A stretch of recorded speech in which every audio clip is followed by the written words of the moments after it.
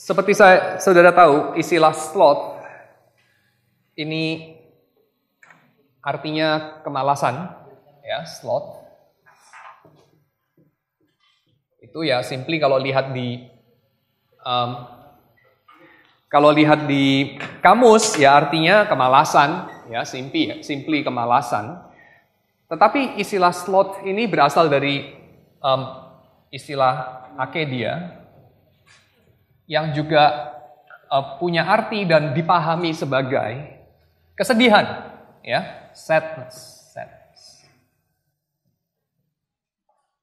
Kalau kita dalam tradisi modern, dalam tradisi reform khususnya, juga sebagai orang-orang Indonesia, mungkin kita tidak begitu biasa dengan kaitan antara kemalasan dengan kesedihan. Benar kan ya? Jadi biasanya malas ya kita kaitkan dengan apa?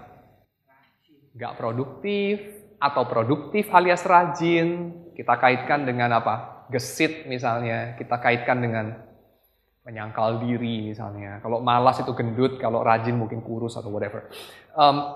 Tetapi kalau di dalam tradisi perenungan bapak-bapak gereja purba dan juga tradisi Roma Katolik, kemalasan atau slot ini dipahami berdamping-dampingan bukan dengan kerajinan, dengan produktivitas dan kurang produktivitas, dengan gesit atau dengan lamban, tetapi dipahami berdamping-dampingan dengan kesedihan, Akkedia, ya, kesedihan, atau dalam bahasa yang lebih modern mungkin kita bisa pahami sebagai ini, pesimisme.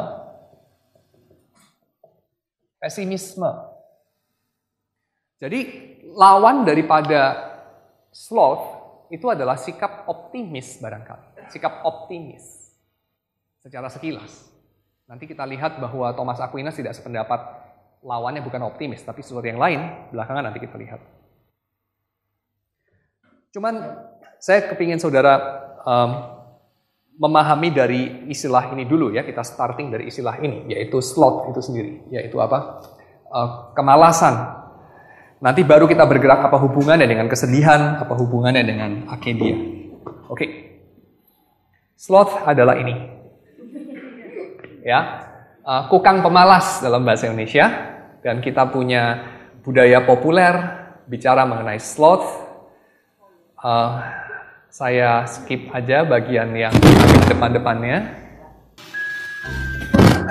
Are you saying that because he's a sloth, he can't be fast? Flash, 100-yard dash. Buddy, it's nice to see you. Namanya Flash. Nice to see you, too. Officer Judy Hobbs, CPD, how are you? I am doing Fine?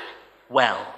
What Hang in there. can I do Well, I was hoping you could run a for play. you Well, I was hoping you could. today? Well, I was hoping you could run a play for us. We are in a really big hurry. What's the plate 29 T number? 29 THD 03. 2 9 T HD 03. H D 03. D 03. 0. 3. Hey, Flash, want to hear a joke? No! Sure. Okay. What do you call a three-humped camel? I don't know. Pregnant.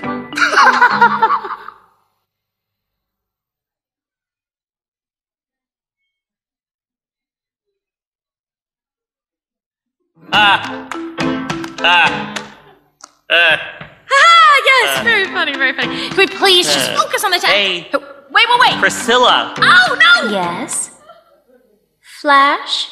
What do No! you call A three-humped camel? Pregnant! Okay, great, we got it! Please jump. pumped? Hurry! We gotta beat the rush hour in. It's night! Sudah telat. Oke. Sloth itu katanya tidur 15-20 jam sehari, tapi sebenarnya cuma 10 jam sehari sih. Mirip dengan sloth. yang adalah orang. Jadi mereka bisa hidup 10-16 tahun. Dalam kebun binatang bisa hidup sampai 30 tahun. Dan ini adalah satu metafora untuk orang-orang yang bergerak lambat. Untuk orang-orang yang berespon lambat. Untuk orang-orang yang memiliki darah flekmatik. Orang-orang flekmatik.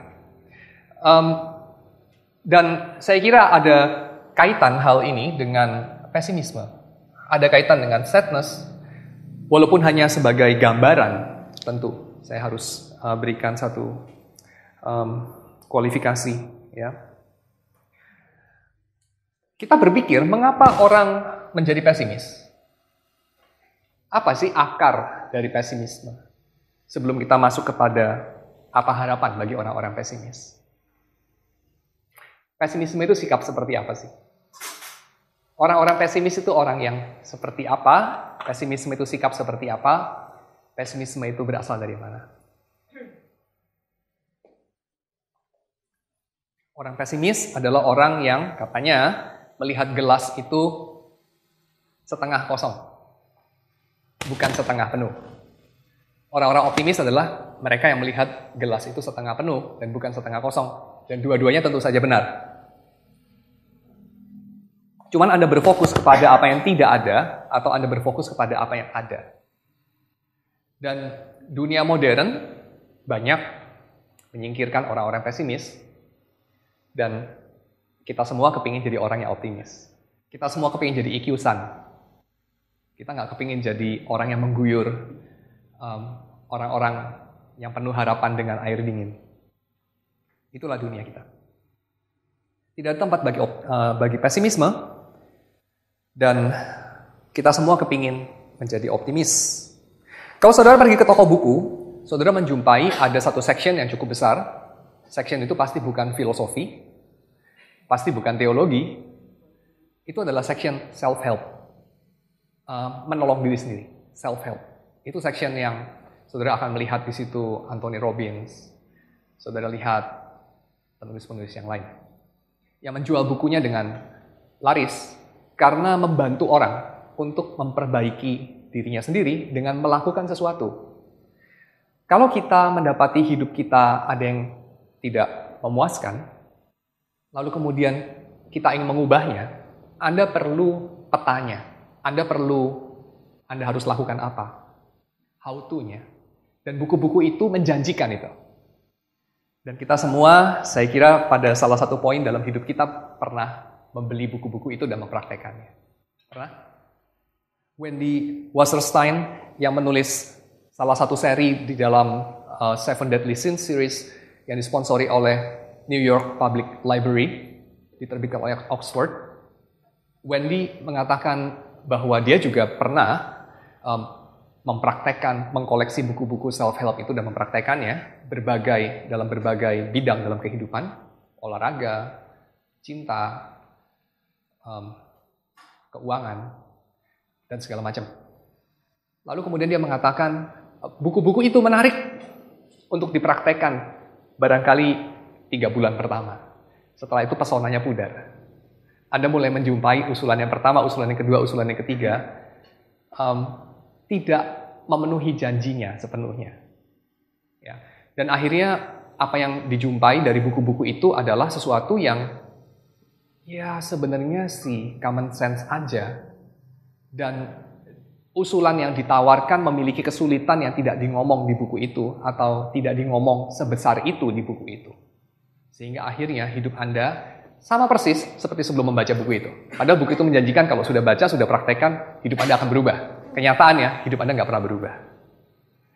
Dan setelah melewati momen-momen seperti ini beberapa kali, dan Anda mendapati rambut Anda sudah mulai ada ubannya, maka Anda mulai belajar sesuatu. Anda mulai belajar untuk meninggalkan harapan. Anda mulai belajar untuk tidak menjadi seoptimis waktu Anda lebih muda. Anda mulai belajar bahwa barangkali pesimisme itu ada bagian positifnya. Kamu sudah dapat WA broadcast yang dikirim sama Apri kan? Ada yang sudah dapat? WA broadcast yang isinya secuplik dua bab terakhir dari bukunya Wendy Wasserstein, Sloth. Ada yang sudah dapat WA-nya kan? Ya? Oh, bukan. WA-nya itu yang... Oh, baru brosurnya. I see. WA-nya itu yang ini. Sudah dapat? Yang ini? Belum? I see. Oke. Ya. Dia tulis sebuah buku yang isinya 95% sampah di depan itu. Karena ini buku parodi. Ya, jadi di depan itu dia tulis sesuatu yang dia coba melucu dengan menulis nonsense, ya, pernah dengar mungkin The Book of Nonsense, ya, tetapi kurang berhasil. Kayaknya talenta sastranya agak kurang menurut saya, rada membosankan yang dia tulis. Tapi anyway, dua bab terakhir itu intinya yang dia mau tulis, ya. Jadi betul, ini orang yang cocok untuk tulis buku mengenai kemalasan. Males bener dia. Dia tulis nonsense 95% di depan, lalu 5% di akhir, baru itu dia punya poin. Dan poinnya pun nggak terlalu banyak. Tapi kurang lebih yang dia mau utarakan di sini adalah dunia ini tidak dirusak oleh orang malas, dia bilang. Jadi ini, kalau Anda pernah dengar buku On the Praise of Foolish, ini On the Praise of Slothdom, ya, puji-pujian kepada kemalasan. Orang malas itu tidak merusak dunia, mereka itu tidak berusaha mengubahnya. Tujuan daripada orang yang malas itu adalah tidak mau diganggu dan seterusnya. Karena mereka sudah kehilangan semua harapan, karena mereka sudah kecewa sama segala janji. Lalu kemudian kita mengatakan, yang malas itu pasti bukan saya. Tapi soalnya saya itu sibuk. Soalnya saya itu jadwalnya penuh, dari jam 7 pagi sampai jam 12 malam. Dari hari Senin sampai hari Senin lagi. Jadwal saya penuh. Saya itu juggler saya. Saya itu kayak jugglers itu yang lempar-lempar botol. Lalu kemudian tangannya itu bisa terus lempar botol-botol itu ya. Dan dia juggling beberapa peran. Ibu rumah tangga di sini atau bapak rumah tangga sebagai aktivis gereja, sebagai teman, sebagai seorang karyawan, sebagai seorang mentor, dan seterusnya ada beberapa peran. Dan dia sibuk sekali. Kita seringkali melihat diri kita seperti itu. Kita kekurangan waktu, bukan kebanyakan waktu. Kita bukan orang malas, apalagi kita orang reform, kan? Kita bukan orang malas. Tetapi Wendy mengatakan bahwa walaupun sloth itu kebanyakan dalam gambaran-gambaran sastra adalah orang yang tidak punya aktivitas, tetapi ada jenis sloth yang lain. Seperti sloth yang hewan itu ada yang jarinya 2, ada yang jarinya 3. Ada yang sloth itu betul-betul orang yang kerjaannya waktu bangun lihat matahari terbit dan dia tungguin matahari itu, ya dia lihat matahari itu sampai terbenam lagi gitu. Ya, ada orang-orang seperti itu. Biasanya mereka yang hidup di kampung, ya, hidup di tempat-tempat yang pace-nya lambat.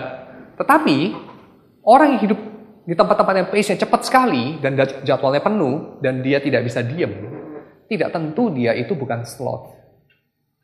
Ya. Ini adalah sloth jenis yang kedua. Sloth jenis yang kedua ini, dia gambarkan, mereka bisa menghabiskan waktu sejam di stationary bicycle in a spin class racing at 70 miles per hour to nowhere, ya, itu metafor tentu saja. Intinya adalah kita tuh bisa sibuk sekali, sibuk. Tapi sebetulnya hidup kita itu nggak kemana-mana. Ya, hidup kita nggak kemana-mana. Hidup kita hanya sibuk saja. Kita hanya punya kecepatan yang tinggi, itu saja. Tapi hidup kita nggak kemana-mana. Karena apa? Karena kita tidak bertumbuh. Karena kita basically juga tidak menjadi orang yang baru. Dan kita juga selalu tidak puas. Jadi ini adalah dua wajah daripada kemalasan. Saya kira kalau kita datang ke sini di hari Rabu, sudah pasti kita bukan orang yang malas. Di Rabu malam, ya, setelah pemilu, pilkada maksudnya, dan segala macam. Sudah pasti Anda bukan orang yang malas loh. Kalau Anda orang yang malas, Anda nggak akan hadir di sini.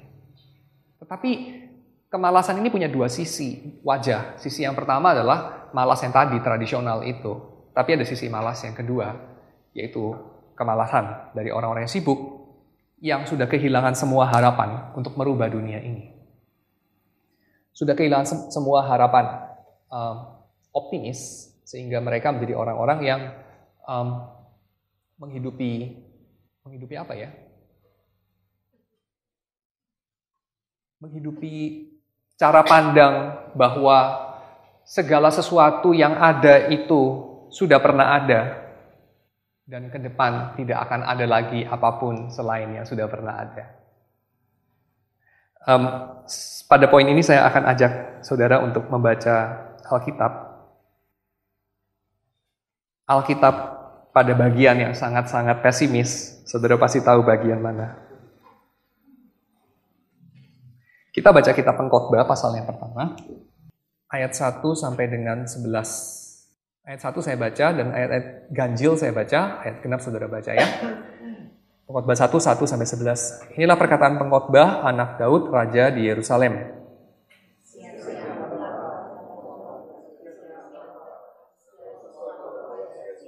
Apakah gunanya manusia berusaha dengan jerih payah di bawah matahari?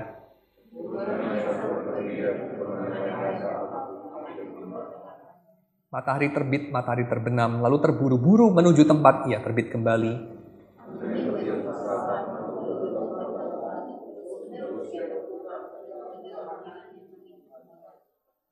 Semua sungai mengalir ke laut, tetapi laut tidak juga menjadi penuh. Kemana sungai mengalir, ke situ sungai mengalir selalu.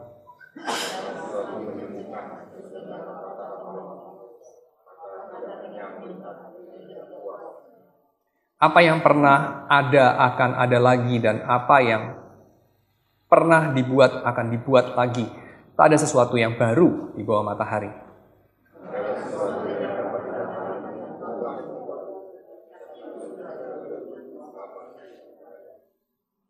Kenang-kenangan dari masa lampau tidak ada, dan dari masa depan yang masih akan datang pun tidak akan ada kenang-kenangan pada mereka yang hidup sesudahnya.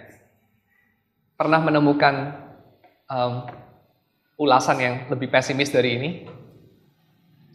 Saya kira ini cukup pesimis yang kita barusan baca.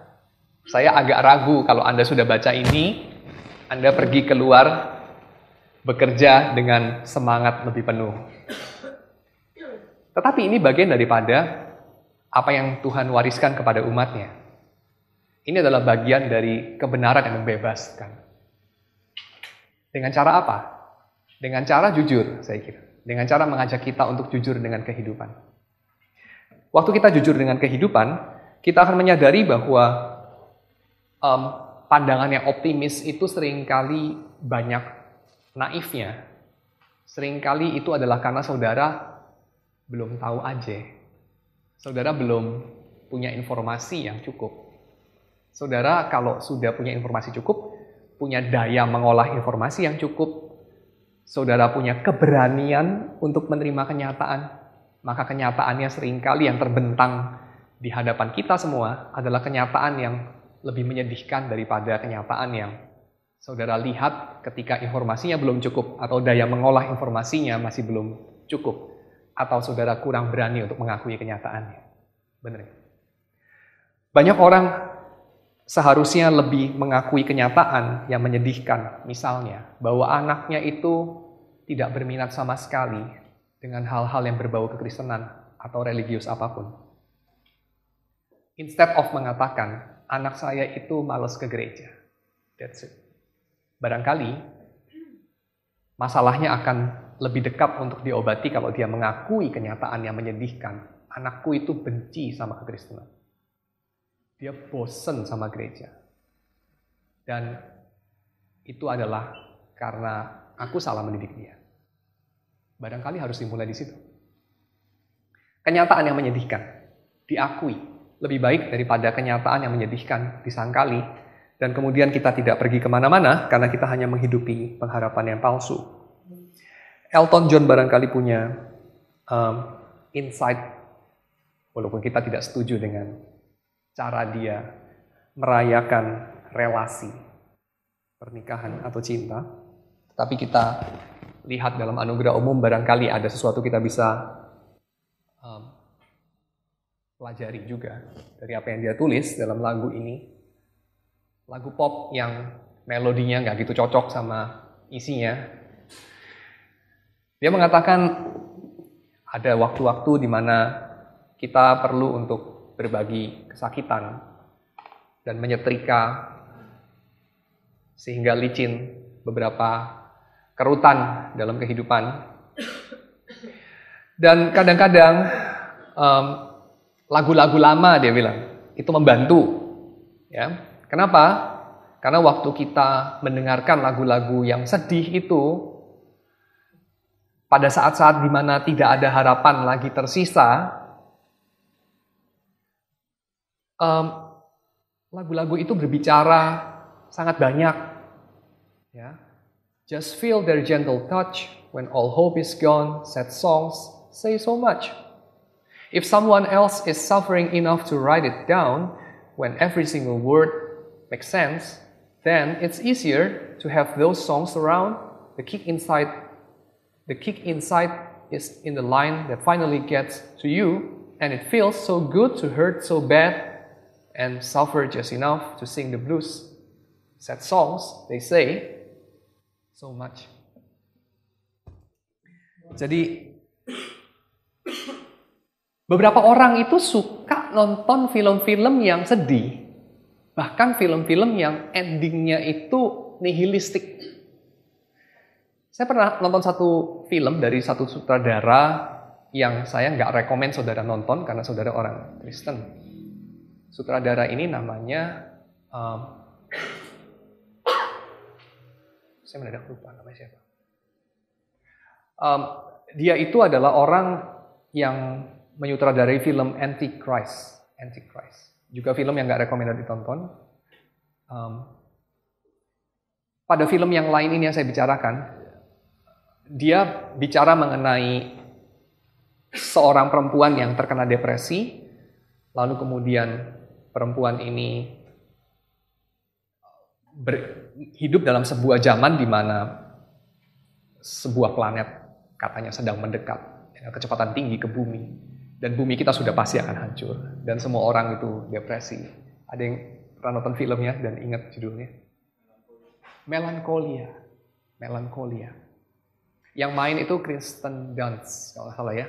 Perempuan yang jadi pacarnya Spider-Man itu. Di akhir film, kebetulan planetnya nabrak bumi dan seterusnya. Dan si depresi ini tidak sedih. Dia melewati masa-masa itu dengan tegar. Bukan tidak sedih maksudnya, tapi dia menjalaninya dengan rasional. Dia menjalaninya dengan tidak panik dan seterusnya. Film-film semacam itu menarik bagi beberapa orang. Lagu-lagu yang sedih itu menarik. Beberapa orang itu suka menangis. Mereka tidak suka dengan film-film komedi. Mereka tidak suka dengan kata-kata penghiburan. Coba tebak kenapa? Karena terdengar palsu. Karena terdengar bodoh. Terdengar naif. Ya kan? Saudara, kalau misalnya ya, terkena penyakit yang nggak bisa sembuh, terus orang menghibur saudara, semuanya akan baik-baik saja, ini akan berlalu seperti mimpi. Saudara akan bilang apa? Lu nggak tahu aja, gitu kan? Atau ya akan berlalu seperti mimpi waktu gue mati, kan begitu? Dan seterusnya, atau waktu dia mati, dan seterusnya. Kita cenderung akan mengatakan seperti Ayub, penghibur sialan kamu semua. Karena apa? Karena kita mendapati kata-kata yang optimis dan menyemangati itu palsu. Dan di situ lagu-lagu yang sedih itu bisa lebih menghibur seolah-olah karena mereka lebih realistis. Nah, di sini kita bisa melihat akarnya, sadness, kesedihan. Ini bagaimana kita meresponi dalam hidup manusia? Kalau kita meresponi, ya dengan putar lagu-lagu yang menyenangkan, dengan nonton Mr. Bean, dengan memikirkan yang positif-positif, dengan membaca buku-buku self-help, maka orang-orang yang sudah pernah menjalaninya, orang-orang yang sudah lebih bijak, saya kira, mereka itu akan mengatakan bahwa kita naif. Ya, kita bodoh. Dan penghiburan kita itu penghiburan yang sialan. Apa yang orang Kristen atau kekristenan itu tawarkan kepada dunia ini? Saya kira kekristenan tidak menawarkan ke dalam dunia ini satu penghiburan dangkal semacam barangkali yang dilakukan oleh Robin Williams dalam film Patch Adams, ya, membuat orang itu tertawa, ya, just tertawa untuk melupakan kesedihannya.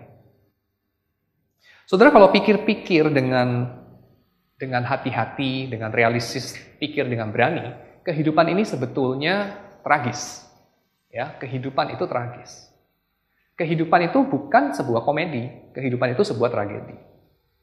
Dalam sebuah komedi, endingnya itu nggak ada yang mati. Tapi kita tahu semua, dalam kehidupan ini endingnya bukan nggak ada yang mati, kan?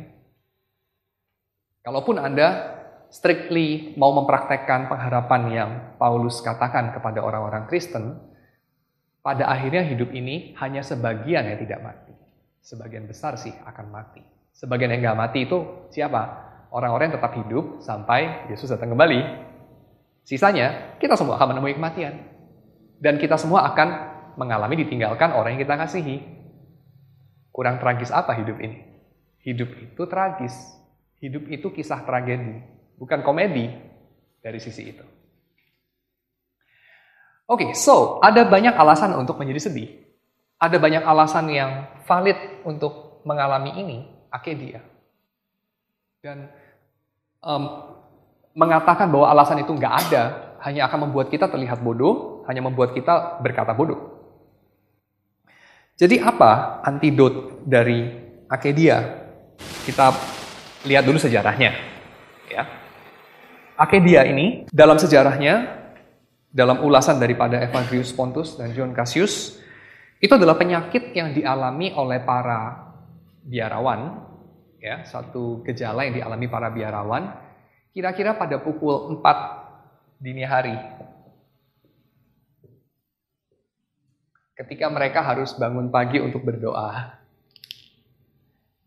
Dan orang-orang modern kemudian mengatakan, yang mereka hadapi itu bukan akedia, kesedihan, kelemahan, kemalasan, tapi yang mereka hadapi itu adalah hipoglikemi, ya. Jadi kadar gula darah yang rendah banget karena diet mereka itu kurang bergizi. Tetapi saya kira ini adalah sesuatu yang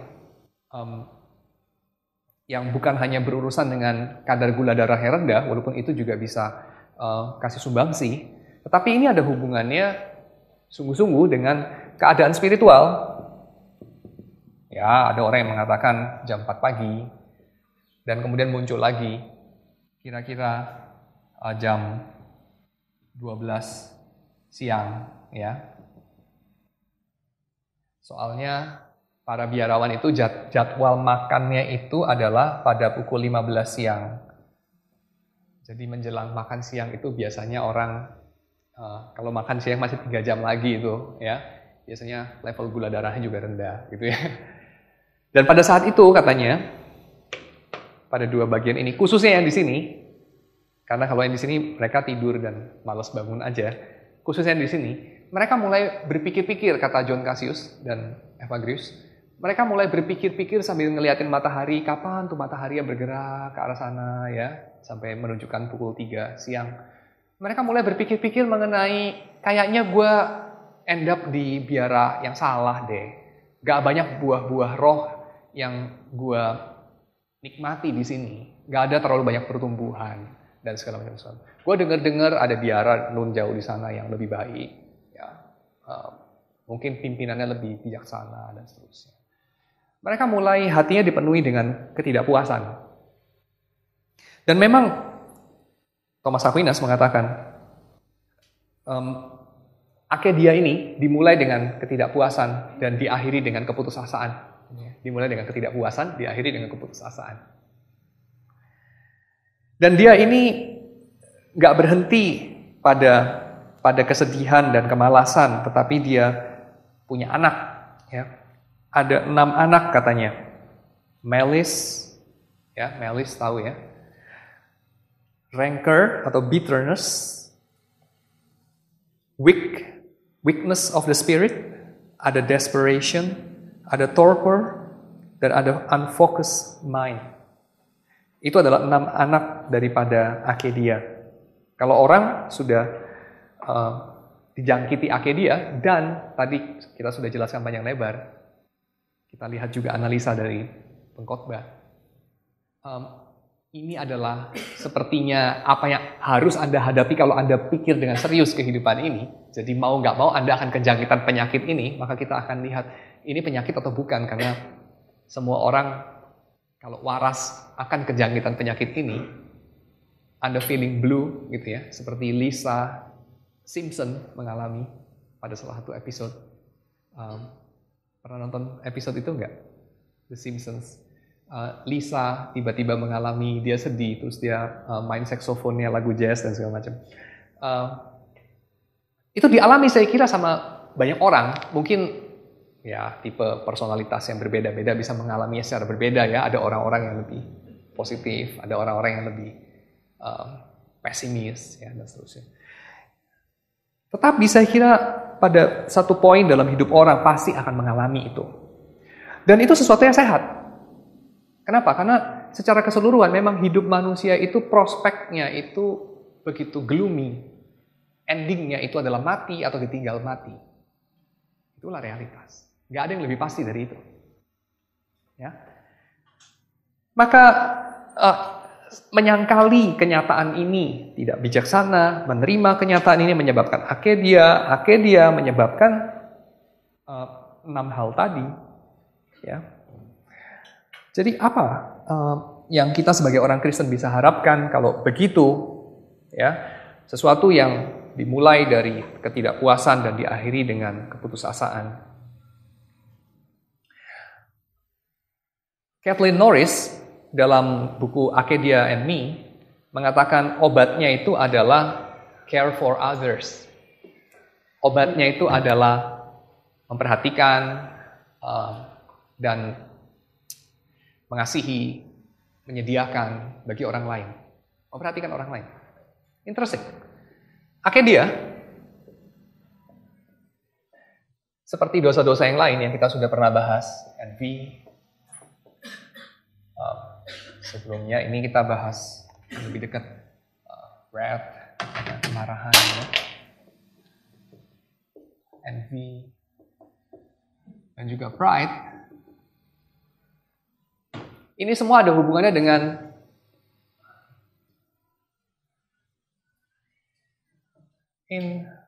incurvatus in se.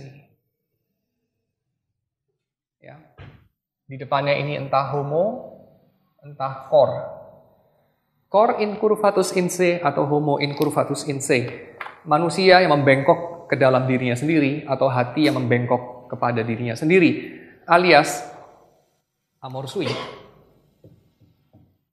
Amor sui sebagai lawan daripada amor dei. Dalam teologinya Agustinus.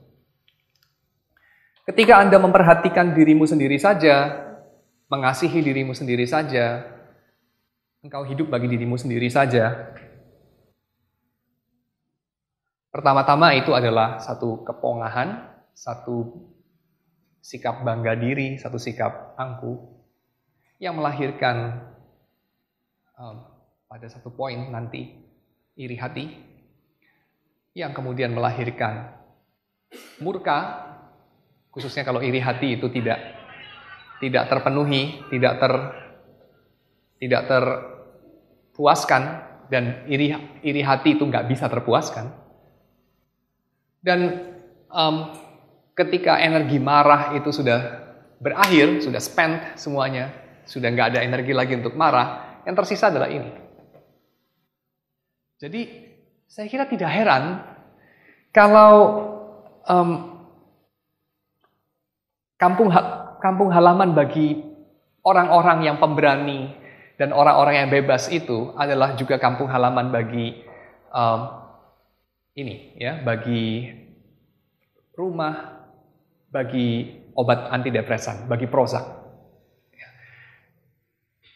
tanah di mana orang itu punya kebebasan untuk meraih segala mimpinya, mewujudkan segala mimpinya, dan mereka diberikan banyak sekali stimulus, diberikan proteksi, diberikan segala bantuan untuk mencapai mimpinya, dorongan, dan segala buku-buku self-help itu untuk menyemangati mereka. Dan akhirnya, kamu mendapati kamu hanya makin tua saja dan gak kemana-mana, maka kamu gak bisa salahin siapa-siapa.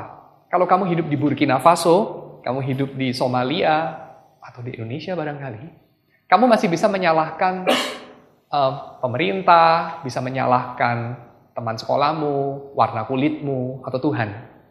Tapi kalau kamu hidup di Amerika, siapa kamu mau salahkan? Puji Tuhan sekarang ada yang bisa disalahkan.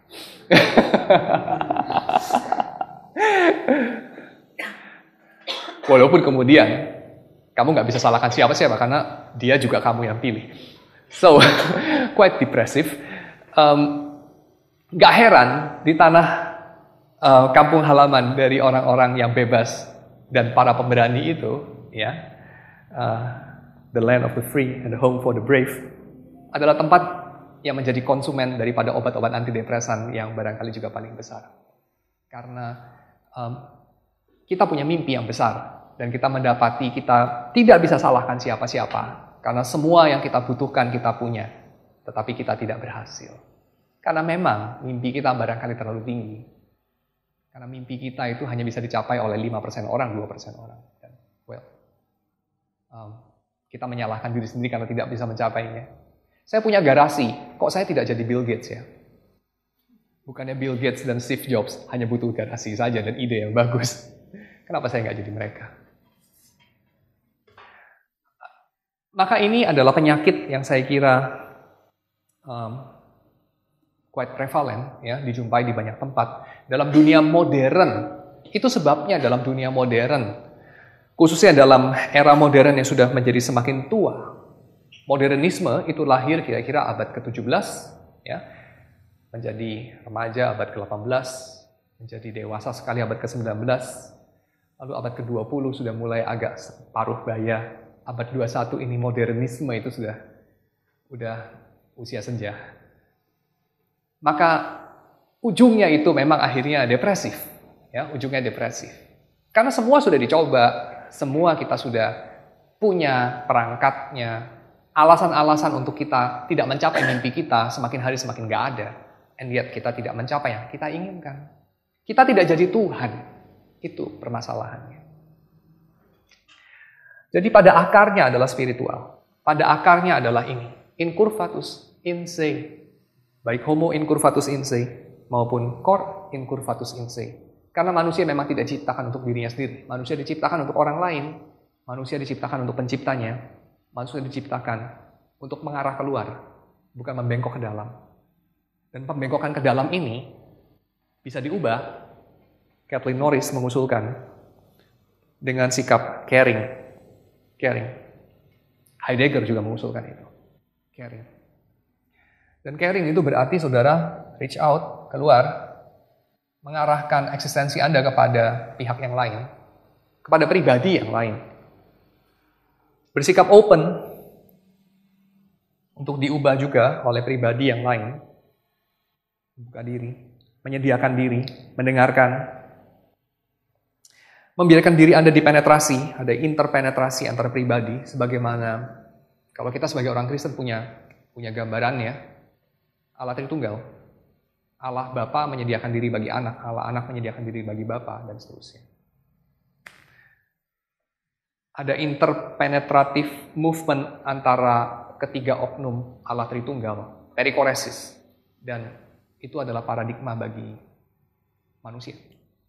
Karena saya kira yang kita jumpai dalam Alkitab itu bukan antropomorfisme, tetapi teomorfisme. Yang kita jumpai dalam Alkitab bukanlah sosok Tuhan yang dibikin berdasarkan cetakan manusia, tetapi manusia yang dibikin dalam cetakan Tuhan. Imago Dei. Jadi kita jangan bikin Tuhan jadi mirip kita, seperti orang-orang Yunani purba lakukan, seperti segala bangsa lakukan. Tetapi di dalam Alkitab kita menjumpai Tuhan yang menyingkapkan diri kepada manusia, sosok Tuhan yang sama sekali berbeda, wholly other. Dan ternyata kita diciptakan sesuai dengan sosok Tuhan itu. Theomorfisme. So, obat daripada akedia, kesedihan, itu bukanlah orang lain yang cukup peduli sama Anda, orang lain yang mengelus-elus luka Anda, orang lain yang mengerti Anda, dan Anda tunggu kapan dia datang. Dan siapapun yang datang kemudian Anda mungkin sambut dengan gembira awalnya, tapi kemudian Anda kecewa. Gereja apapun Anda datang dan dengan penuh pengharapan Anda berharap dihibur, lalu kemudian 3 bulan kemudian Anda kecewa, gereja ini sama saja dengan gereja-gereja yang lain, karena tidak menghibur, dan seterusnya. Dan memang orang seperti ini tidak bisa dihibur. Karena apa? Karena yang dibutuhkan oleh orang untuk merdeka dari akedia adalah justru fokus keluar. Sikap hati yang tidak membengkok kepada diri sendiri. Karena kalau kita hanya memperhatikan diri sendiri, maka siapapun orang di sekeliling kita, sehebat apapun mereka tidak akan pernah bisa membawa kita merdeka dari sikap itu. Jadi, ya, saya kira di sini saya mau kutip Agustinus. Agustinus lagi mengatakan begini, tanpa Tuhan kita tidak bisa. Without God, we cannot. But without us, God will not. Interesting ya. Tuhan bukan nggak bisa lakukan sesuatu, mengangkat kita dari kesedihan, dari depresi. Bukan nggak bisa, ya. Bukan without us, God cannot. Nggak ada cerita itu. Tuhan menciptakan seisi alam semesta ini nggak pakai bantuan manusia. Tuhan nggak butuh manusia, ya kan? Tapi without us, God will not. Dia memilih untuk tidak melakukannya. Karena dia memilih untuk melakukannya bersama kita. Tapi of course, without God, we cannot. Of course.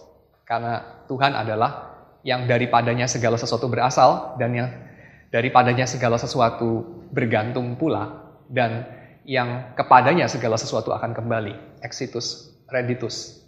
Keluar dari sana, kembali ke sana.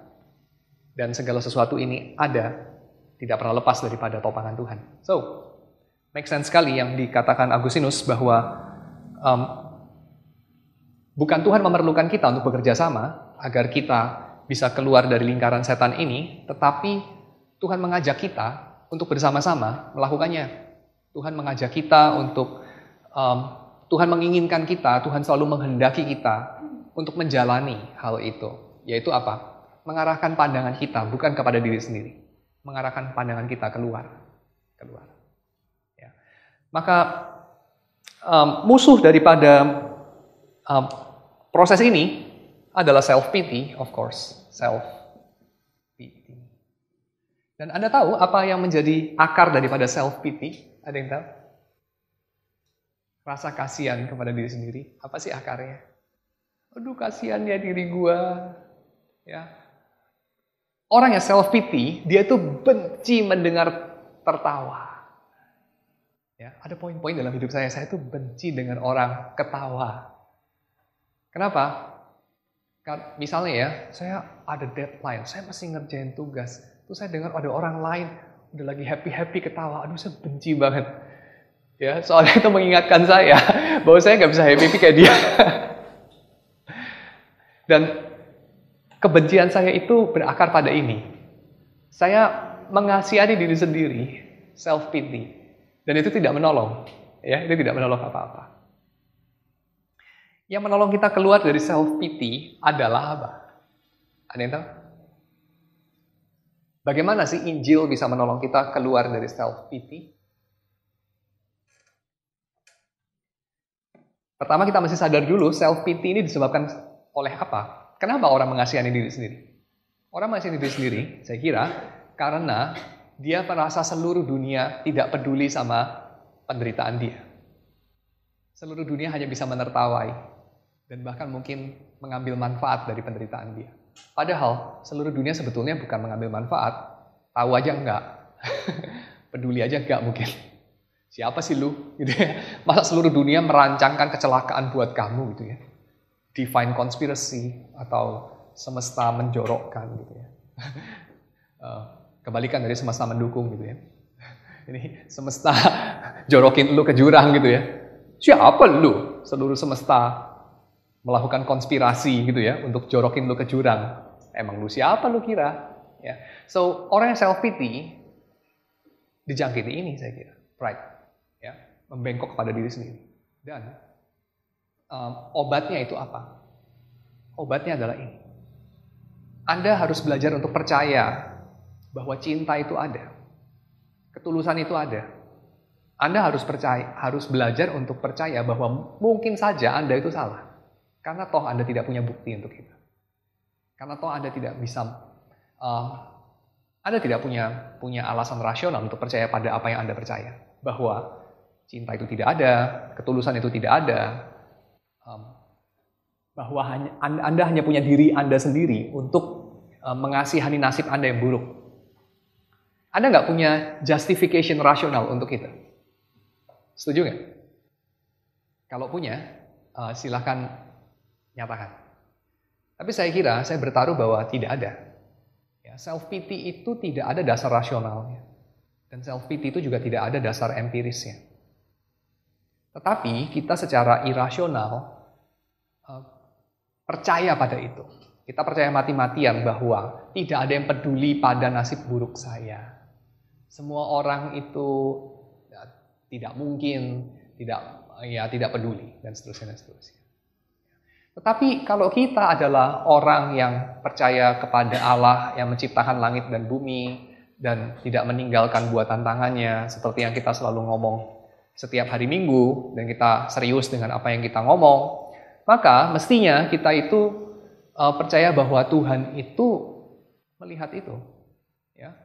Tuhan yang menciptakan dan memelihara itu, Tuhan itu memperhatikan, dan Tuhan itu pasti dia peduli sesuatu. Dan ini terang sekali kita lihat di dalam Yesus, bukan?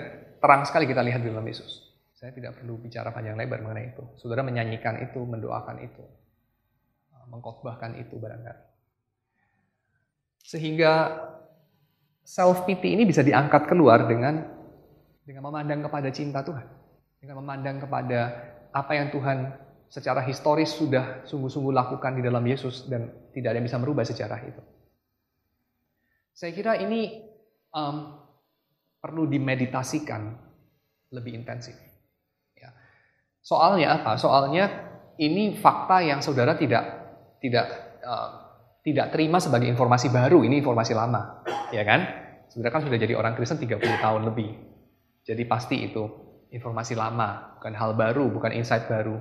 Ini barang lama, membosankan sekali. Tetapi kita perlu mengulang-ulang hal ini, karena kita juga mengulang-ulang hal itu. Apa itu? Seluruh dunia berkonspirasi menjatuhkan saya.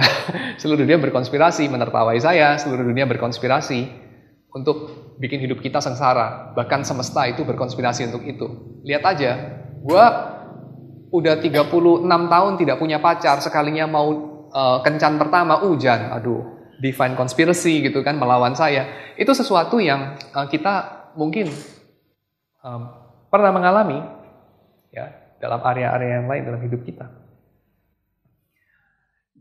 Dan kita ulangi. Sehingga pengulangan itu ya masih dilawan dengan pengulangan. Apa pengulangannya? Melihat kepada cinta Tuhan dan mengasihi orang lain. Sekali lagi saya ingatkan kepada apa yang saya pernah sebut 2 minggu yang lalu ya. Apa sih kesengsaraan kita? What is your misery, brothers and sisters? What is your misery? Apa kesengsaraanmu? Kira-kira kita jawabnya apa? Secara otomatis. Apa kesengsaraanmu? Sengsaraku ya, aku ini di PHK. Belum dapat kerja. Sengsaraku ya, anakku nakal, kurang ajar sama aku. Tapi kalau kita lihat Katekismus Heidelberg, apa sih sengsaramu? Saudara bisa lihat dalam pertanyaan nomor 3 sampai 7. Sengsaramu adalah ini. Sengsara kita adalah kita tidak bisa mengasihi Tuhan. Sengsara kita adalah kita tidak bisa mengasihi sesama. Sengsara kita adalah kita itu selalu melawan kehendak Tuhan. Melawan hukum Tuhan yang di dalam hukum Tuhan terkandung kehendaknya. Sengsara kita adalah kita berdosa.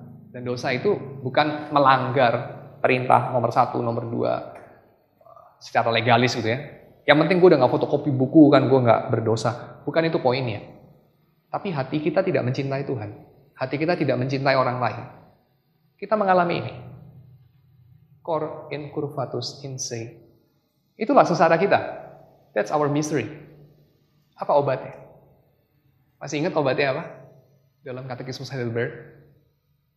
Obatnya adalah kamu dalam hidup dan mati, dalam tubuh dan jiwa, bukan milik dirimu sendiri. Kamu adalah milik Yesus Kristus, Juru Selamatmu yang setia. That's it, itu obatnya.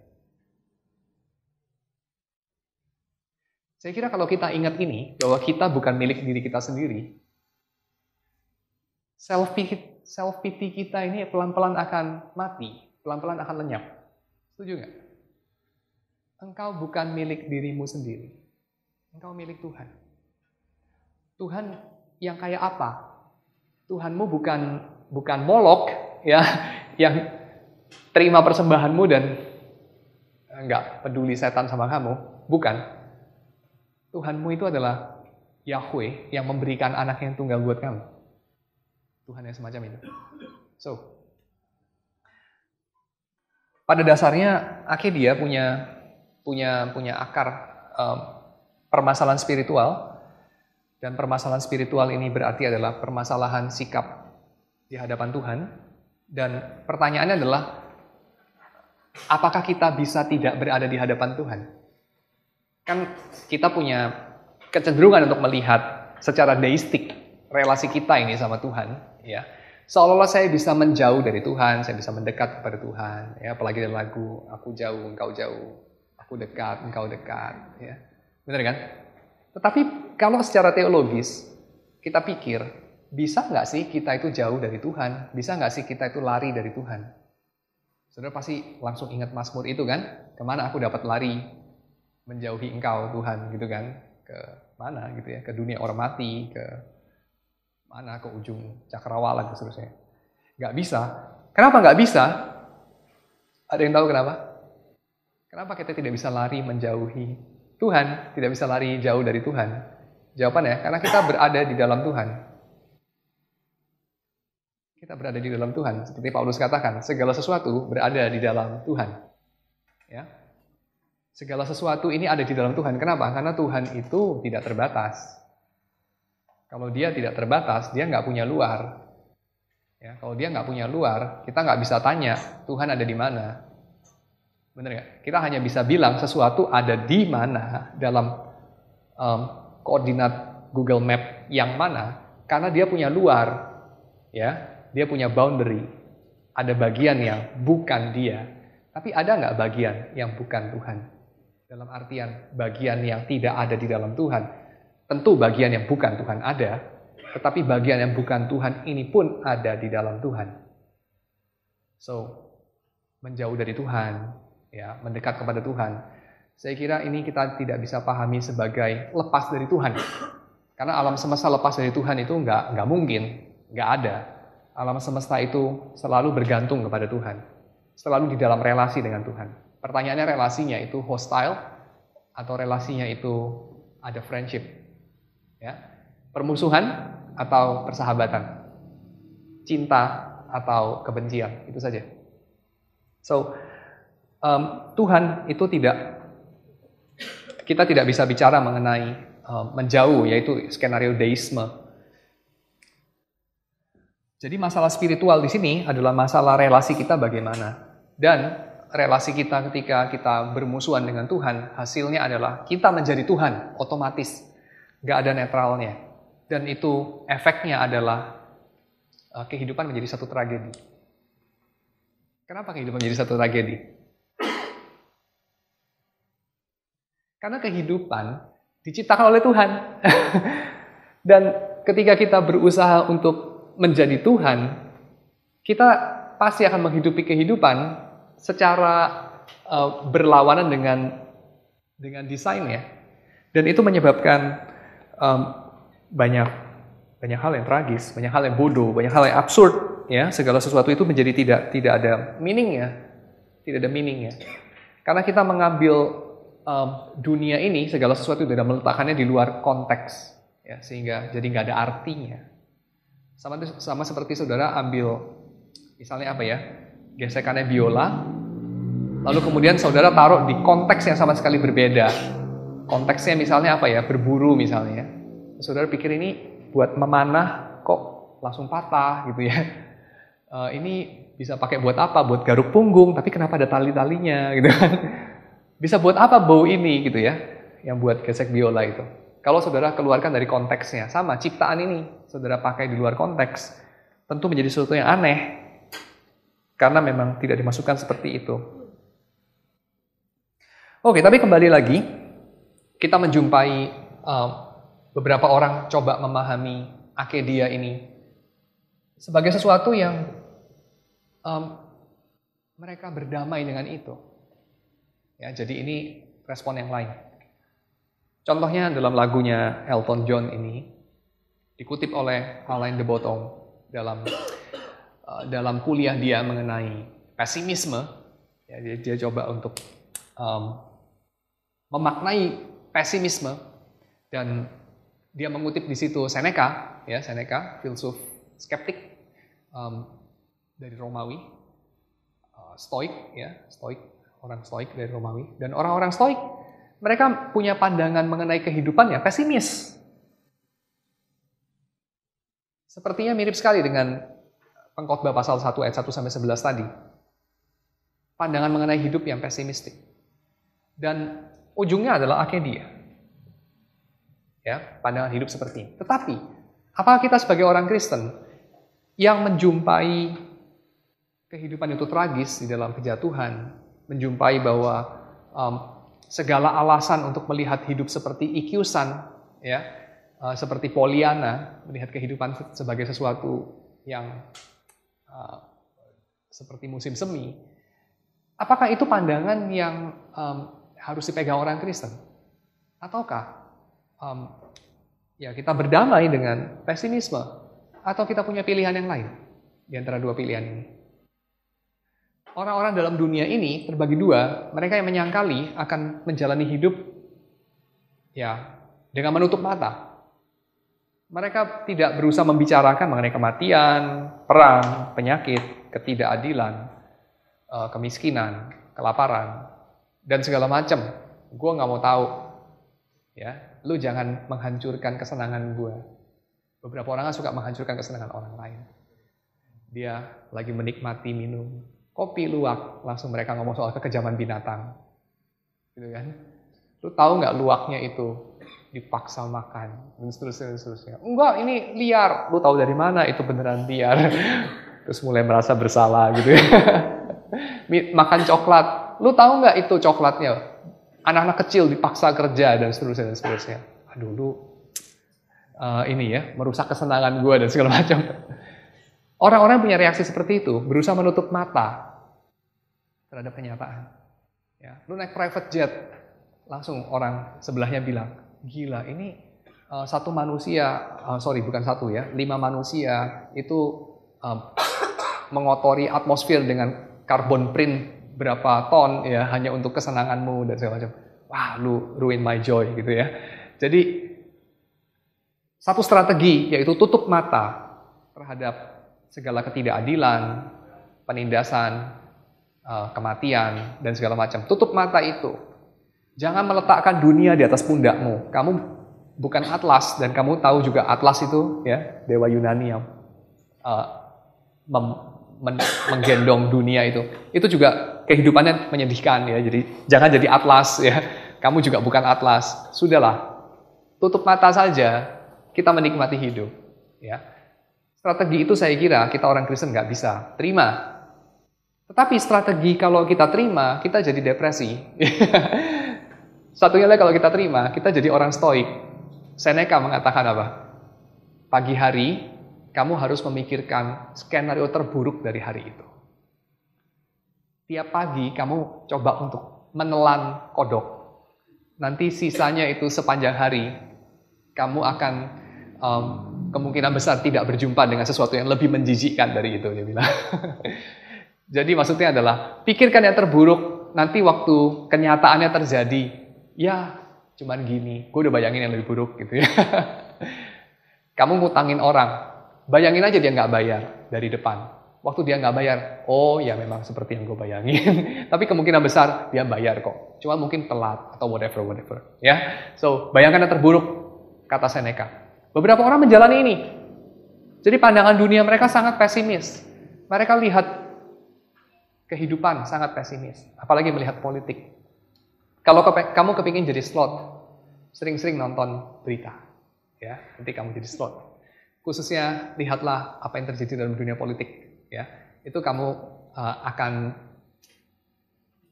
lebih cepat menjadi slot. Tetapi respon orang Kristen bagaimana? Apakah kita cuman bisa pilih di antara dua? Menjadi gembira, joyful, tetapi bodoh, menutup mata, atau menjadi bijaksana, tapi ya respon kita tidak jauh beda seperti orang-orang yang seperti Seneca, ya, orang-orang bukan Kristen. That's the best. Ya sudah, peluk saja itu, ya, berdamai dengan itu, dengan pesimisme itu, dengan kesedihan itu, lagu-lagu sedih itu, mereka say so much. Kenapa? Karena memang hidup itu seperti itu. Karena mereka mengutarakan dengan indah, dengan tepat apa yang saya rasakan dalam hati saya, tapi saya kurang talenta untuk mengatakannya. That's it, sudah gitu.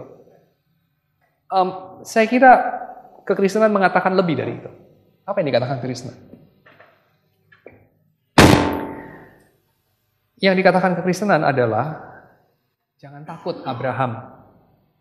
Jangan takut Abraham.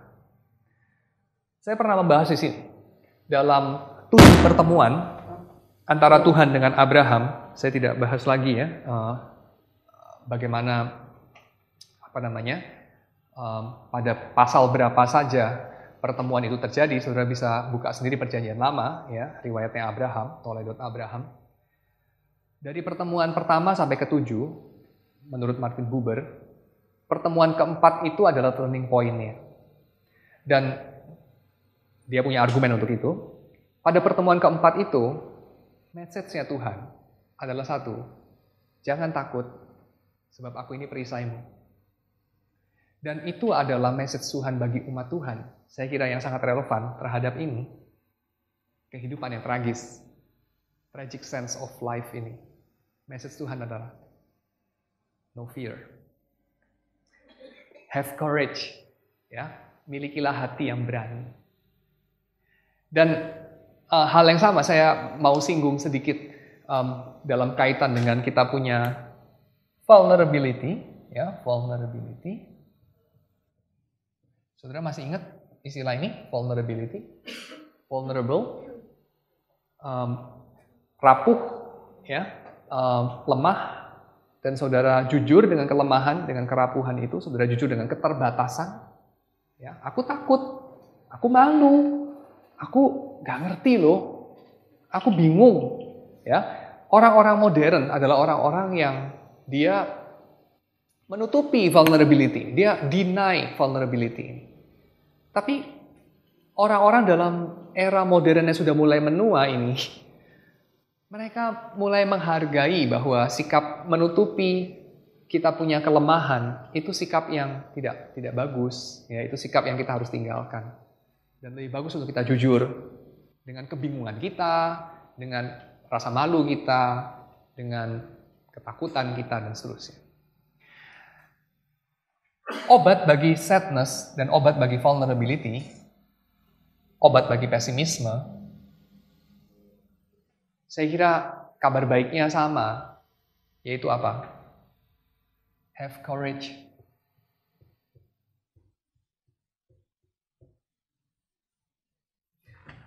Dan menariknya courage ini punya kata dasar yang sama dengan ini, cor incurvatus se. Yaitu apa? Cor. Courage. Akar kata dalam bahasa Latin ya, cor. Cor. Dalam bahasa Inggrisnya jadi core. Hati, inti. Titik terdalam dalam dirimu. Ya. Berdamailah dengan itu. Tampilkan itu. Jadilah itu. Hidupi itu. Dalam bahasanya penulis Amsal adalah perhatikan dengan seksama hatimu, jagalah hatimu dengan segala kewaspadaan. Ya, dengan segala keberanian. Karena dari situ terpancar kehidupan. Ketika kita takut, kita menghidupi kepalsuan. Ketika kita berani, kita menghidupi hati kita menghidupi diri kita, jiwa kita, kesejatian kita. Kenapa? Karena kita dicintai. Karena kita dicintai oleh Tuhan. Ya.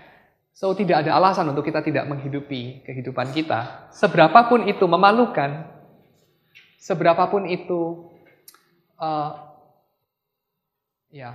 tidak membanggakan, seberapapun itu sepertinya tidak ada gunanya, pesimis. Ya, tetapi kita punya keberanian untuk menghidupi itu. Kita punya alasan untuk menghidupi itu. Saya kira ini kabar baiknya. Dan kabar baik ini tidak mungkin dimiliki oleh orang-orang di luar Kristus. Kenapa? Karena hanya di dalam Kristus Tuhan menerima umat manusia. Jika mereka menolak Tuhan, mereka tidak menikmati benefit ini di dalam Kristus. Dan ini bukan Pelagianisme, karena Agustinus yang mengatakan, dan Agustinus itu bukan seorang Pelagianis pasti. Dia lawan debatnya Pelagius. Without God, we cannot. Without us, God will not. Dan pintu masuk kepada mengalami ini adalah pertobatan, repentance, simple. Dan pertobatan ini sesuatu yang kita lakukan. Diri kita yang sudah diperbarui oleh Tuhan, diri kita yang sudah dilahir barukan oleh Tuhan, lakukan. Tetapi kita lakukan, dan itu adalah pintu masuk kepada segala anugerah yang menyusul. Di antaranya adalah bisa merdeka dari diri sendiri, merdeka dari penjara self-pity, merdeka dari cor incurvatus in se, dari amor sui, dari mengasihi diri sendiri. Saja. Mengasihi diri sendiri tidak buruk, ego itu tidak buruk. Ya, jadi kekristenan jangan salah, kekristenan itu bukan anti-ego. Kekristenan itu bukan kita menghancurkan diri sendiri, kita menihilkan, menolkan diri sendiri, menghapus ego. Bukan. Kekristenan itu bukan menghapus ego. Ya. Totalitarianisme itu menghapus ego. Orang-orang di dalam rezim yang ingin menguasai seluruh warga negaranya, Jong-un misalnya ya, dia ingin menghapus ego. Salah satu caranya adalah mungkin semua cowok potongan rambutnya masih mirip dia gitu. Dia ingin menghapus ego, menghapus diri. Tetapi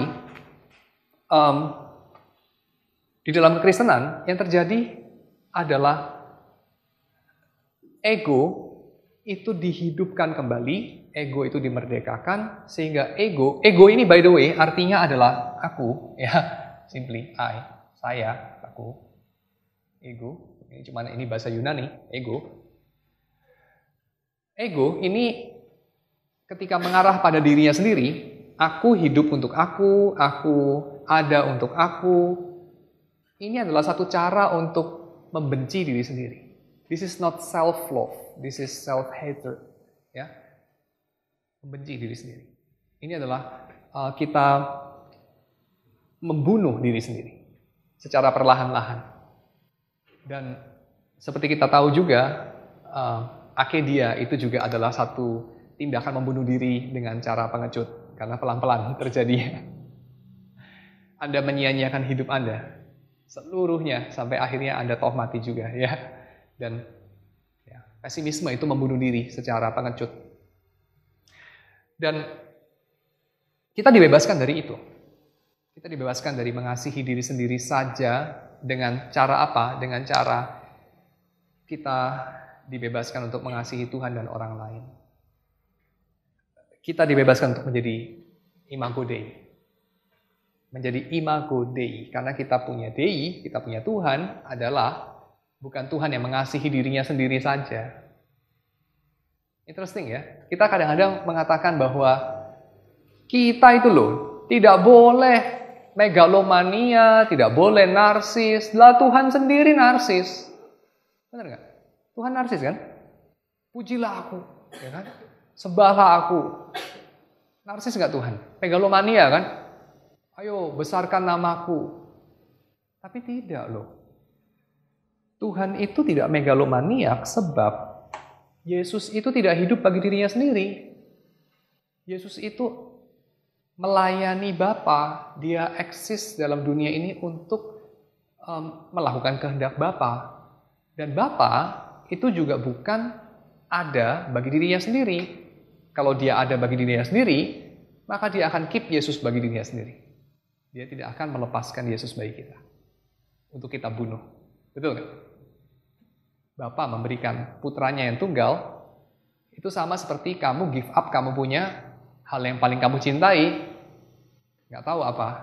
Kamu punya private jet kali, kamu punya status kali, kamu punya nama baik jangan-jangan, kamu punya whatever. Ya.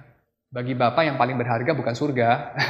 Bagi Bapa yang paling berharga bukan dia punya prestasi, jabatan, whatever. Tapi Yesus. Dan dia memberikannya bagi kita. Jadi Bapa ada bagi Yesus, Bapa ada bagi manusia, Yesus ada bagi Bapa, Yesus ada bagi kita, dan seterusnya. Roh Kudus juga sama, dia tidak eksis bagi dirinya sendiri. Kita punya Tuhan yang semacam itu. Dan karena Tuhan kita tidak narsis, dan kita narsis, dan kita ditebus untuk kembali menjadi gambar dan rupa Allah, kita ditebus untuk tidak narsis. Kita ditebus untuk menjadi seperti Allah yang tidak narsis itu, yang ada bagi orang lain. Dan inilah kemerdekaan. Inilah kemerdekaan. Ya.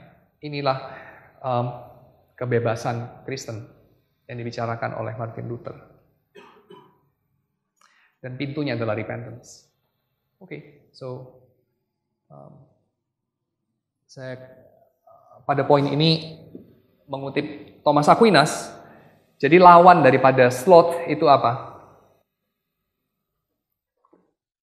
Lawan daripada sloth adalah charity and joy. Ya, charity sama joy. Itu lawan daripada sloth. Menarik ya. Lawan dari kemalasan kok kasih kepada Allah, agape, ya, charity. Amor Dei. Kok bisa? Dan joy. Ya, lawan dari akedia. Sloth dalam pengertian akedia, lawannya joy. Sloth dalam pengertian self-love, lawannya ya amor Dei, mengasihi Allah. Ya, saya kira simple dalam logikanya Thomas Aquinas karena akar daripada sloth adalah ini, hidup bagi diri sendiri. Ya. Dan buahnya adalah self-pity. So, make sense.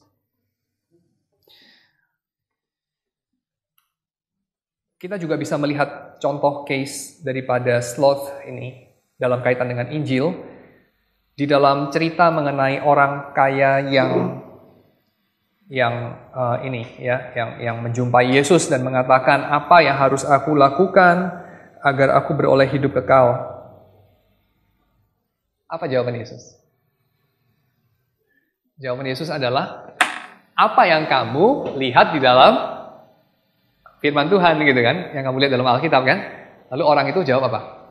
Kasihi Tuhan Allahmu, jangan membunuh, jangan berzina, dan seterusnya gitu ya. Lalu kemudian dia ngomong kalau itu aku sudah lakukan. Aku sudah lakukan. Jadi maksudnya dia adalah itu 101, itu level TK, SD, gue udah lulus, kasih gue yang lebih susah dong. Terus Yesus kasih yang lebih susah. Yang lebih susah itu yang lebih gampang sebetulnya. Apa itu? Jualah segala milikmu, berikanlah kepada orang miskin, dan ikutlah aku. Yesus nggak ngomong hal yang sama kepada Petrus. Dia tidak ngomong hal yang sama kepada Paulus. Dia ngomong hal itu kepada orang itu. Dia maybe nggak ngomong hal yang sama kepada kamu, maybe ngomong hal yang sama kepada kamu dan kepada saya. Soalnya tiap orang bisa berbeda. Apa yang dia paling kasihi itu bisa berbeda. Dan dari sini kita bisa melihat kemudian respon anak muda yang sukses ini apa? Respon dia adalah Lukas pasal 18 ayat 23, saudara bisa baca buat saya.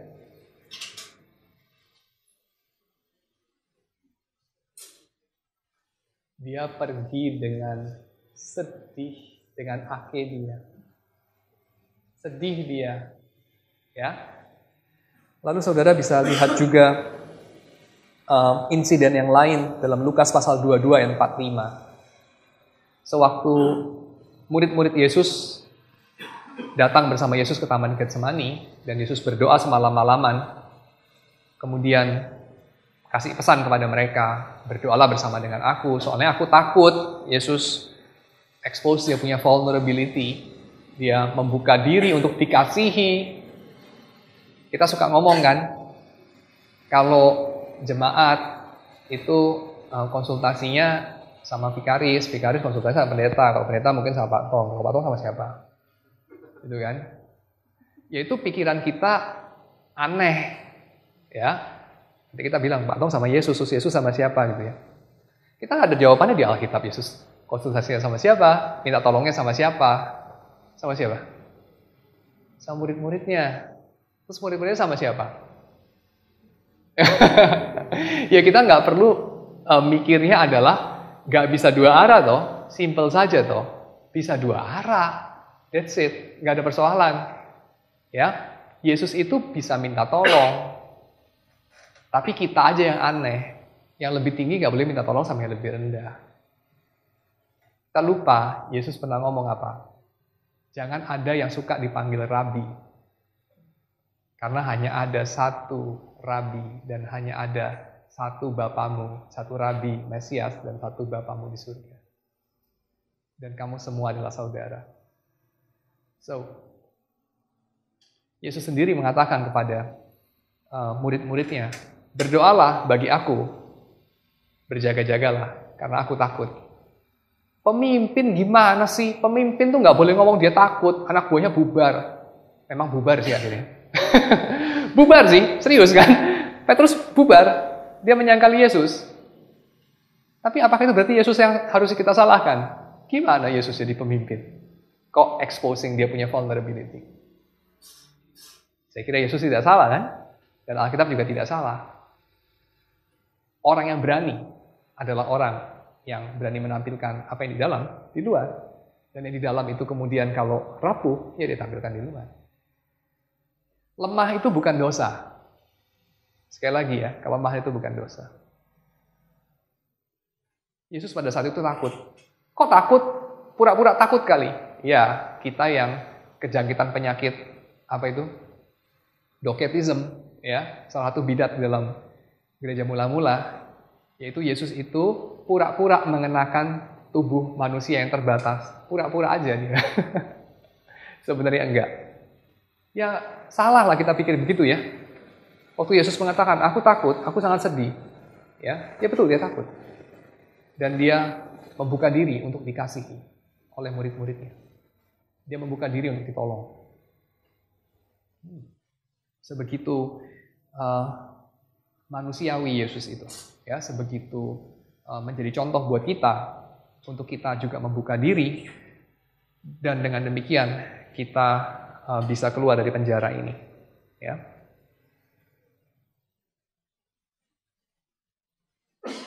Dan membuka diri ini membutuhkan apa sih? Membuka diri ini membutuhkan iman. Ya, membuka diri ini membutuhkan iman. Kita suka hubungkan iman tuh dengan hal gede-gede kan ya. Pindahin gunung, ya, melakukan hal yang nggak mungkin. Lagi-lagi American Dream lah, kita hubungkan iman itu. Tapi iman ini juga berhubungan dengan kelemahan. Iman ini juga berhubungan dengan vulnerability ini. Dengan otentisitas. Orang yang berani itu bukan orang yang berani bertaruh, ya, orang yang berani spekulasi, orang yang berani mimpi besar. Bukan hanya itu, tapi orang yang berani adalah orang yang berani jadi diri sendiri. Orang yang berani malu, ya, bukan malu-maluin dengan sengaja. Orang yang berani meresikokan diri untuk ditolak, ya, orang yang berani untuk membuka diri untuk ditolong, itu orang yang berani. Dan untuk melakukan ini kita membutuhkan iman. Kenapa? Karena kita belum melihat, ya, karena kita belum melihat. Dan iman itu adalah bukti dari segala sesuatu yang kita belum lihat. Flannery O'Connor mengatakan, modern people do not take long looks at anything. Not because we are too lazy, which we are, but because we are lacking courage. Ya. Jadi, saya menyinggung poin yang lain lagi sekarang. Saudara tahu kenapa dalam dunia kita yang belakangan, khususnya setelah difasilitasi dengan segala gadgets dan segala interkonektivitas yang hyper, kita itu punya lack of attention yang kronis. Ya. Kita nggak bisa punya kuping yang cukup sabar mendengarkan seseorang membuka hatinya. Membiarkan seseorang untuk menampilkan dirinya apa adanya. Kita nggak punya kesabaran untuk itu.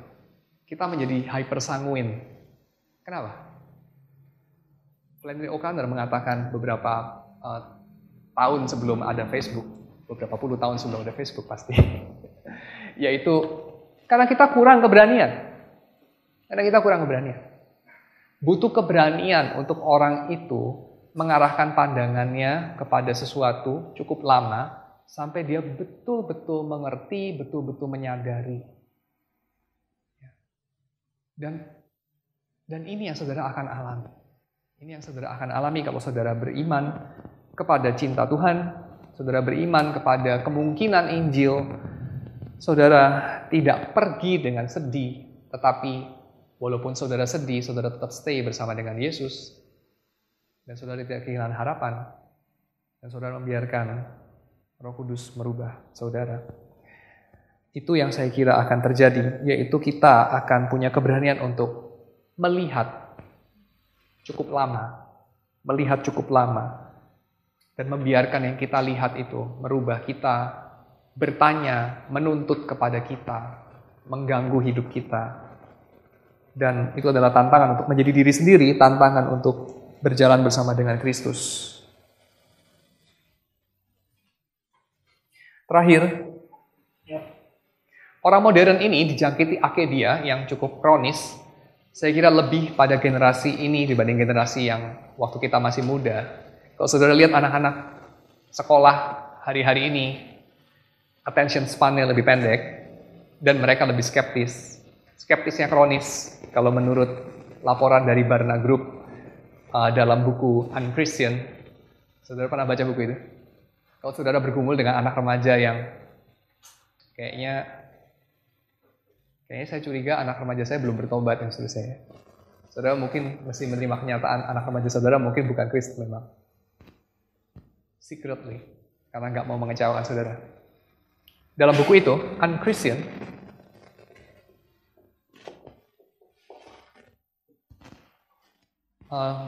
saya lupa yang ngarang siapa, David Kahneman atau saya lupa, saudara googling aja, Unchristian judulnya.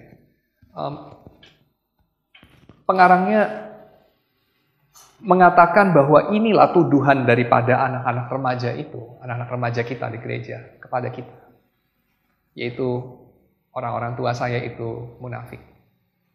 Mereka itu tidak menghidupi yang mereka khotbahkan. Mereka itu bukan orang-orang Kristen. Jadi mereka tertarik biasanya dengan figur Yesus. Mereka tertarik dengan kehidupan gereja mula-mula. Mereka tertarik dengan apa yang ditawarkan dalam Injil. Tapi mereka tidak melihat hal itu dalam kehidupan orang tua mereka.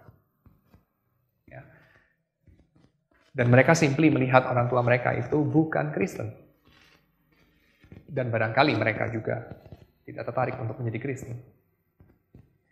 Dan dalam generasi seperti ini, kita menjumpai penulisnya, David Kahneman, saya lupa. Dia mengatakan bahwa generasi ini diwarnai dengan skeptisitas yang sepertinya itu sudah menjadi bagian dari diri mereka, ya, inherent. Anda jarang menjumpai anak-anak yang naif hari ini.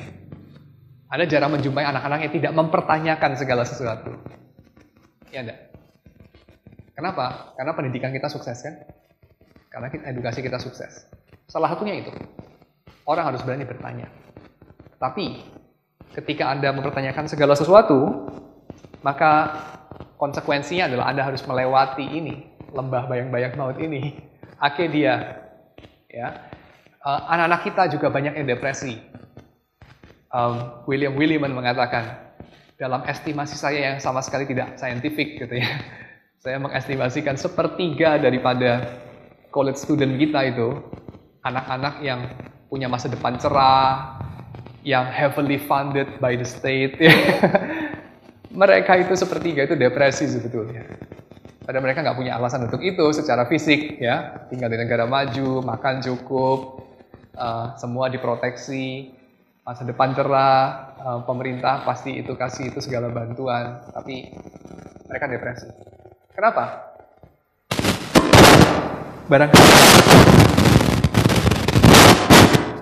Barangkali karena itu, karena memang kehidupan ini memang depresif, kehidupan ini memang tragis. Dan kalau kita sibuk mencari nafkah, kita sibuk memerangi musuh-musuh ya secara fisik ya, negara perang. Kita sibuk segala sesuatu yang lain, kita divert pikirannya. Tapi ketika kita menjadi tenang, ketika kita punya segala kebutuhan sudah tercukupi, kita bisa mulai memikirkan mengenai kehidupan kita, seluruh makna eksistensi ini. Dan Anda mendapati bahwa Anda tidak kemana-mana. Dan Anda kemudian mengalami ini. Tapi kita punya jawabannya enggak? Saya kira kita punya harapannya. Apa harapannya? Apa penghiburan kita? Kita bukan milik diri kita sendiri. Dalam hidup dan mati kita, dalam tubuh dan jiwa kita. Kita bukan milik diri kita sendiri. Itu jawabannya. Kita milik Tuhan yang mengasihi kita, yang memberi diri kepada kita. Terakhir, anak-anak ini, anak-anak yang attention span-nya makin pendek, skeptis, mempertanyakan segala sesuatu, depresif. Orang-orang yang sepertinya tidak tahu terima kasih, orang-orang yang menyia-nyiakan hidupnya yang sebetulnya punya banyak harapan dan seterusnya. Mereka ini pada akhirnya tidak tertarik pada apapun. Mereka itu punya jawaban-jawaban yang sinis untuk segala sesuatu.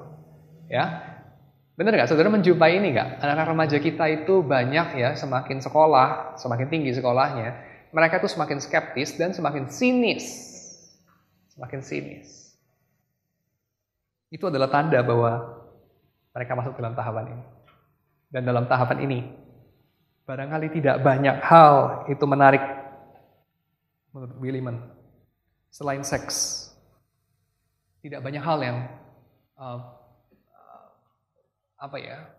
mereka bisa passionate selain seks. Dan ini menarik. Kenapa? Karena saya kira kita orang Kristen punya pandangan yang kebalik daripada Freud.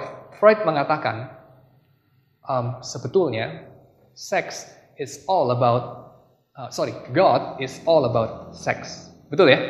Freud mengatakan itu kan? Segala sesuatu pembicaraan kita mengenai Tuhan itu ya. Itu sebetulnya adalah rasa bersalah kita akibat gairah kita yang tidak bisa diterima oleh norma-norma masyarakat, yang kita repress dan menyebabkan segala neurotik, dan kita tutupi, kita dengan segala strategi defense mechanism, itulah yang melahirkan agama. So, God talk, ya, pembicaraan mengenai Tuhan, it's all about sex sebetulnya, actually. Tetapi saya kira kebalikannya yang benar di dalam kekristenan, segala sex talk, segala dynamics in sexual life dalam hidup manusia, it's all about God actually. Ya, jadi segala permasalahan, neurosis dan segala macam yang melahirkan perang, yang meluncurkan 1000 kapal dalam lagu yang ditulis oleh Brad Eve mengacu kepada Helen of Troy dan perang Troya. Faith could launch 1,000 ship. It's all about God. Ya. So barangkali Anda tidak tertarik dengan seks, mungkin dengan uang. Hal yang sama. Karl Marx mengatakan, ya segala pembicaraan mengenai Tuhan dan agama dan sesuatu, ya gereja, it's all about the money.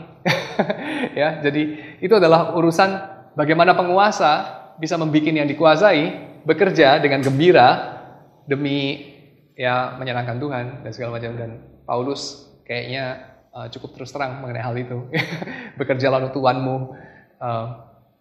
bukan hanya ketika mereka melihat dan segala macam kan. Itu adalah it's all about the money. Karl Marx. Dan kita percaya sebagai orang Kristen, sebetulnya kebalikannya. Segala pembicaraan mengenai uang dan segala macam, it's all about God. Ya, bukan segala pembicaraan mengenai Tuhan, it's all about the money.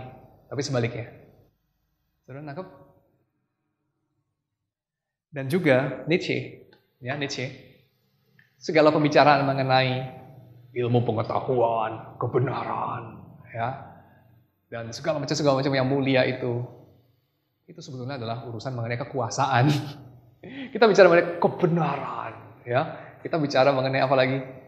Mengenai menemukan keadilan, keindahan. Bullshit. It's all about power. Ya, mengenai siapa yang berkuasa. Jadi lu mesti lihat. Kalau Karl Marx itu ajarin kamu untuk lihat apa?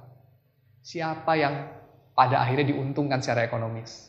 Kalau Nietzsche ajarin kita untuk melihat siapa yang pada akhirnya berkuasa, siapa yang pada akhirnya diuntungkan dari segi kekuasaan. Tapi saya kira sebagai orang Kristen kita melihat, barangkali kita bisa melihat terbalik. Kenapa sih kita itu sebegitu gila kuasa? Kenapa kita sebegitu terobsesi dengan uang dan seks? Karena kita terobsesi dengan Tuhan. Dengan cara apa? Kita terobsesi dengan diri sendiri. It's all about God. It's a bad theology. Itulah akarnya. Oke, so far mengenai kesedihan, mengenai pesimisme. Pesimis ini adalah penyakit dari orang maju, orang modern, orang terdidik, penyakit dari orang yang banyak berpikir, penyakit dari orang yang banyak tahu, mempertimbangkan dan segala macam. Dan dengan mengatakan ini saya mau mengatakan bahwa obatnya bukan mundur, obatnya maju dengan berani. Tapi apa alasan kita bisa maju dengan berani? Karena kita bukan milik diri kita sendiri, karena kita milik Tuhan yang memberikan diri kita baik, yang memberikan dirinya baik kita. Tuhan yang semacam itu. Oke, itu saja.